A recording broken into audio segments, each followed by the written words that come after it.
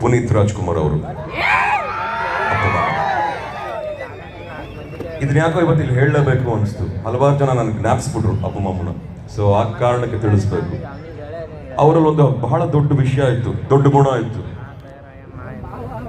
ಬಲಗೈಲು ಮಾಡಿದ್ದನ್ನ ಎಡಗೈಲು ಹೇಳ್ತಿರ್ಲಿಲ್ವಂತ. ಬಹುಶಃ ಪ್ರತಿಯೊಬ್ಬ ಒಳ್ಳೆ ಮನುಷ್ಯರು ಇದನ್ನ ಕಲ್ತ್ಕೋಬೇಕಾಗಿರುವಂಥ ವಿಚಾರ ಇವತ್ತು ಅಂತ ನಾನು ಹೇಳ್ತೀನಿ. ಅವರು ಮಾಡಿರುವಷ್ಟು ಸೋಷಿಯಲ್ ಸರ್ವಿಸ್, ಅವರು ಮಾಡಿರುವಂಥ ದಾನ ಧರ್ಮ ನಮ್ಮಗಳಿಗೆ ಯಾರಿಗೂ ಗೊತ್ತಿರಲಿಲ್ಲ.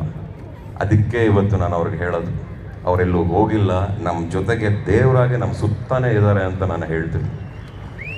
ಅವ್ರನ್ನ ನಾವು ಯಾವತ್ತೂ ಮರೆಯೋಕ್ಕಾಗಲ್ಲ. ಯಾಕೋ ಜ್ಞಾಪಕಕ್ಕೆ ಬಂದರು ನಮ್ಮ ದೊಡ್ಡ ಮಾಮ, ನಮ್ಮ ಅಪ್ಪ ಅಮ್ಮ, ಹೇಳ್ಬೇಕನ್ನಿಸ್ತು. ಇದು ಬಿಟ್ರೆ ನೆಕ್ಸ್ಟ್ ಪಾಯಿಂಟ್ ಬರ್ತೀನಿ. ಬಗೀರ ನೋಡಿದ್ರ